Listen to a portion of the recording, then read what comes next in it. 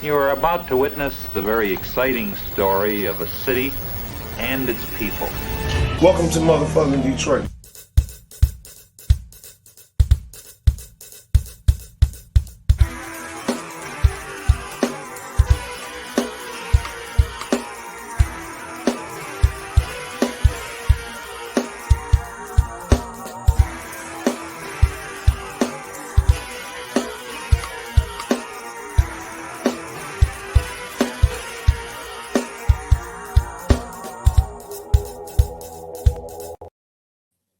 What up, though? What up, though? What up, though? Back here with another No Name podcast. This is your host, Detroit Mail, and we are here to do another episode. You know, we got to get the preliminaries out the way. So, first, if you have not subscribed, please go to our YouTube page. That is IOW Network Sports. And please like, subscribe, and share. Also, we have a public Facebook page. It is a page that is designed for you, and you. Tell a friend, tell your mom, tell your pa, even tell them over in Arkansas that we have a Facebook page and it's designed for everyone. So that means if you have a podcast and if you want to promote, you can go over to that Facebook page, IOW Network on Facebook, and post your podcast. You got something you're promoting and selling. It is there for you to promote and sell your product. Have a podcast that you might want someone to see. You can go and upload your podcast, upload any kind of promotional material for that podcast. Because as Lamar always says, we are focused on networking. So this Facebook page is for those who wants to network. So please go over there and drop any of your content, anything that you want to network with. That is what it is there for.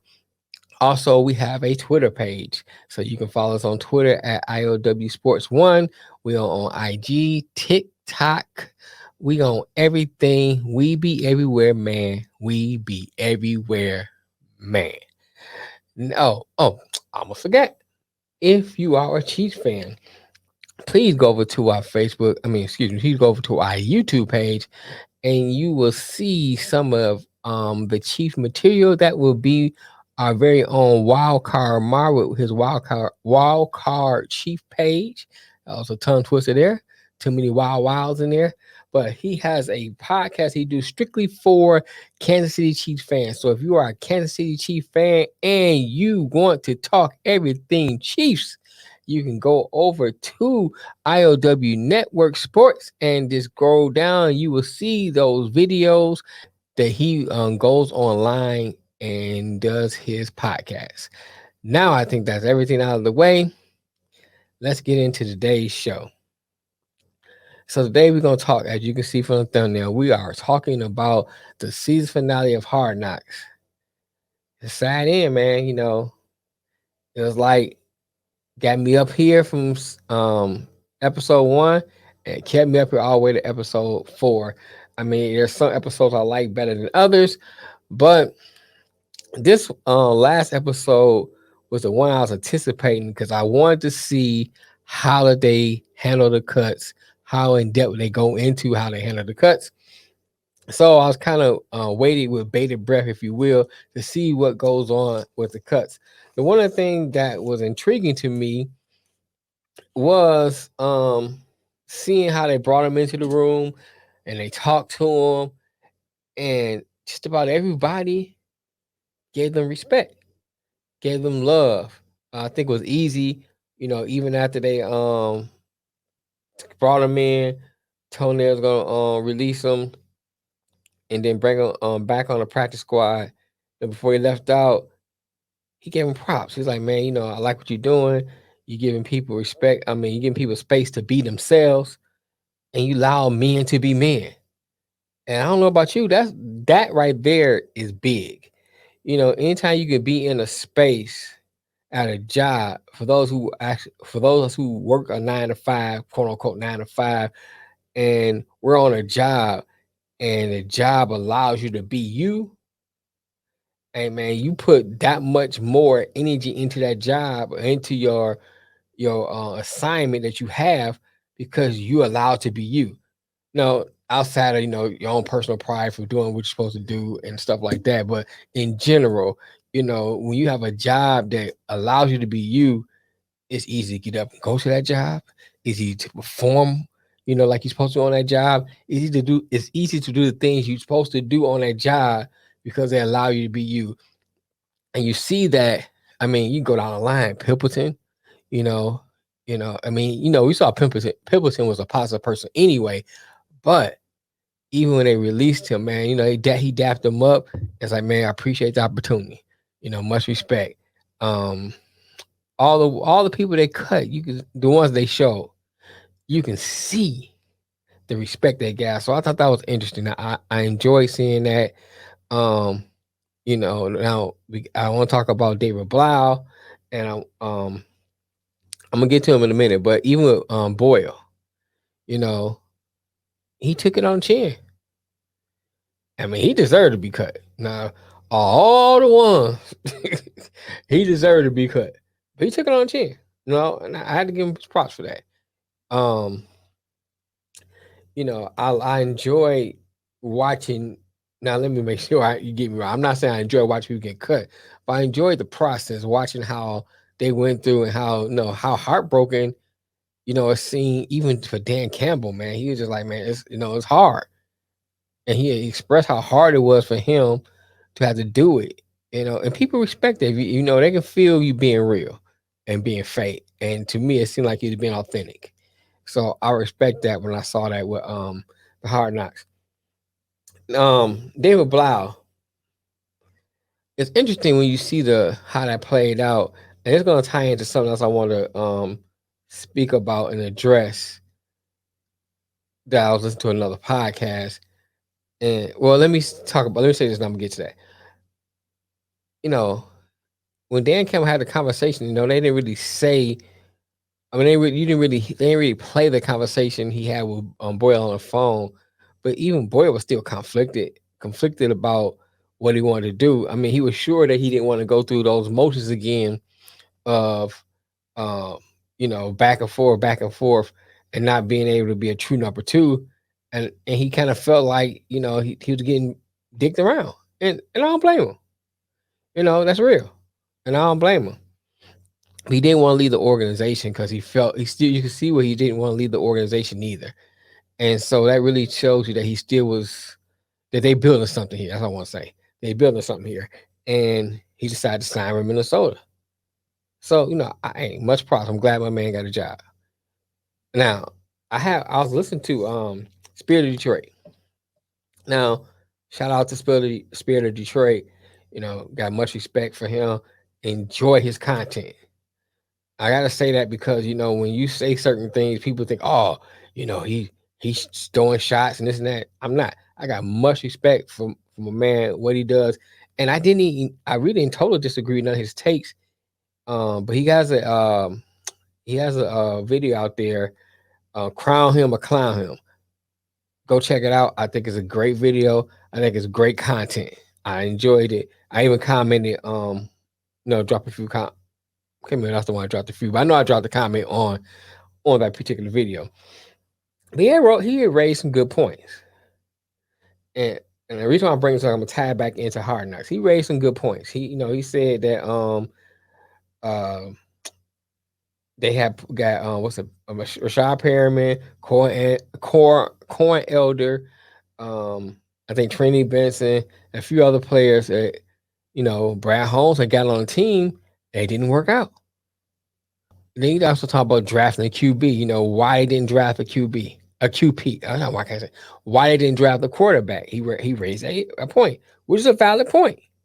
Because a lot of people's looking at, you see what you have in David Blau, you see what you have in Tim Boyle.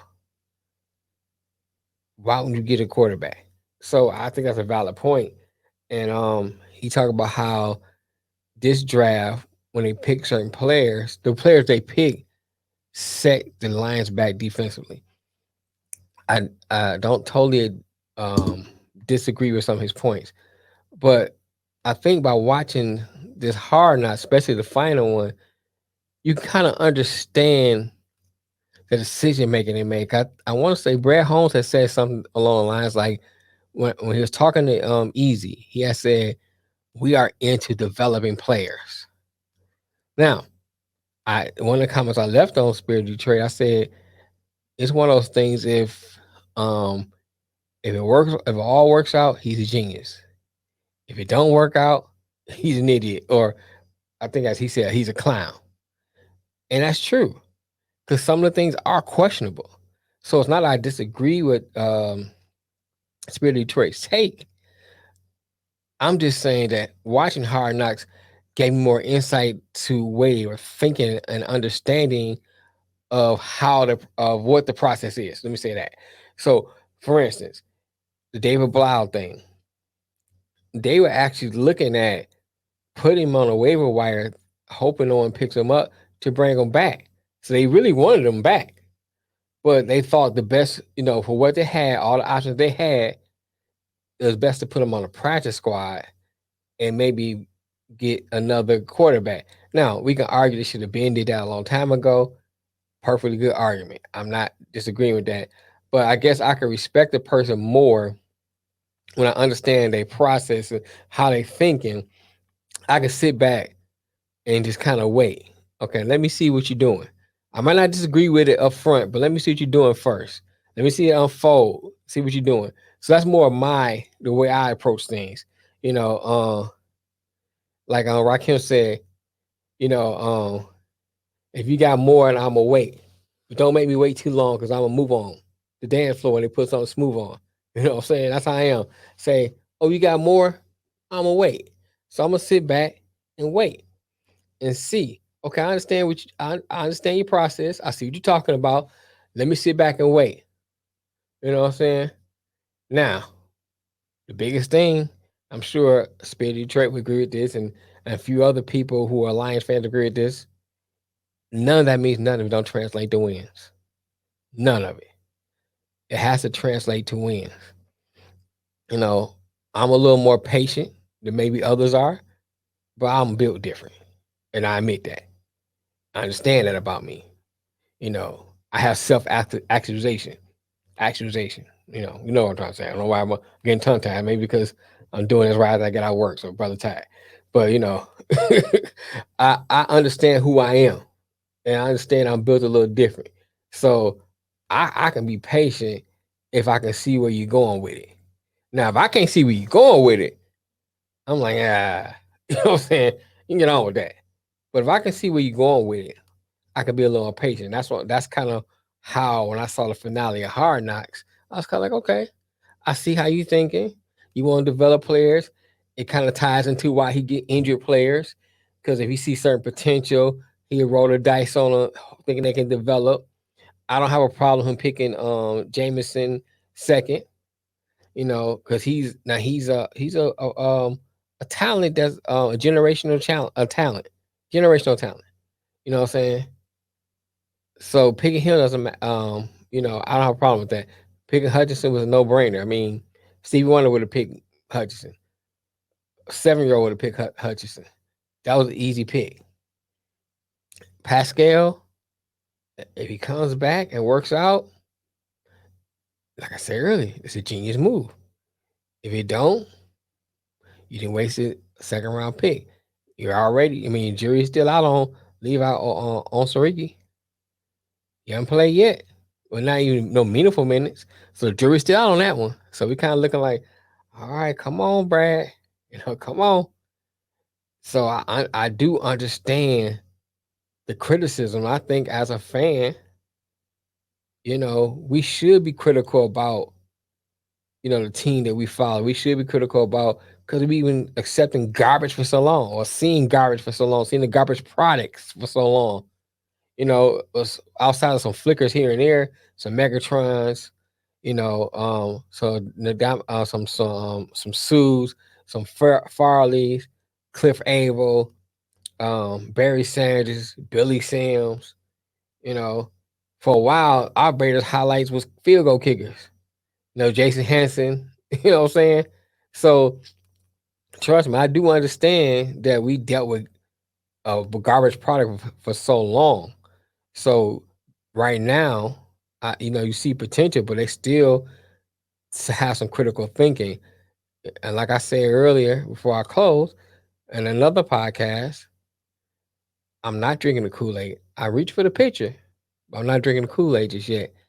But I will be patient, and I can be more understanding as I see your thought process. Like and share this video.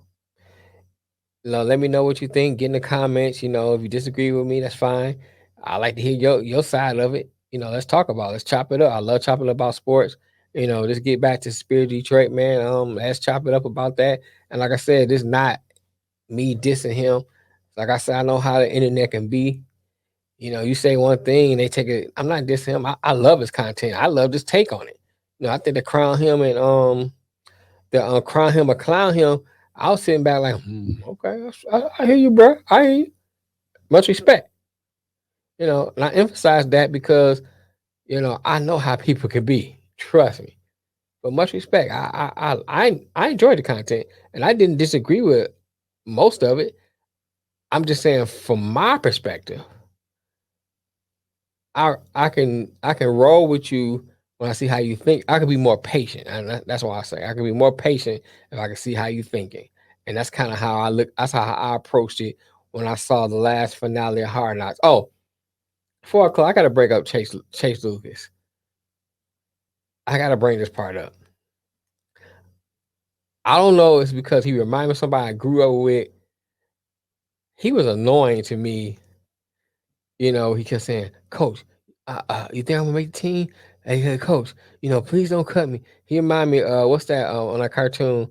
Come on, Spike, we're gonna do Spike. Hey, Spike, we're gonna do this, Spike. The little dog. That's what you remind me of. Wanna play ball? Huh? You wanna play ball? Huh, Spike? You wanna? Huh? Huh? Huh, Spike? You wanna? Huh? Nah. I was like, oh my God, can you shut up? You know what I'm saying? That right there annoyed the hell out of me. Like I said, I don't know if it annoyed me that much because of the fact he reminded me of somebody I grew up, or he reminded me of that cartoon dog. Whatever it was, there was something about that annoyed me. But I will say this. He looks like he would put in the effort and work hard to be better. So if that translates into him being a great player, then so be it. Shout out to Malcolm Rodriguez with his he getting his cowboy outfit down in Southwest Detroit. Shout out to that. And it's a sad ending to see it go off because every Tuesday night I was hurry up, get off of work, take my shower, and get ready to watch it. So now I gotta find a new routine for Tuesday night. But anyway, like I said before, like, share, tell a friend, tell a neighbor, tell your mama, tell your pa, even the folks down in Arkansas. No Name Podcast is in this place, in this piece. All right, then. Peace.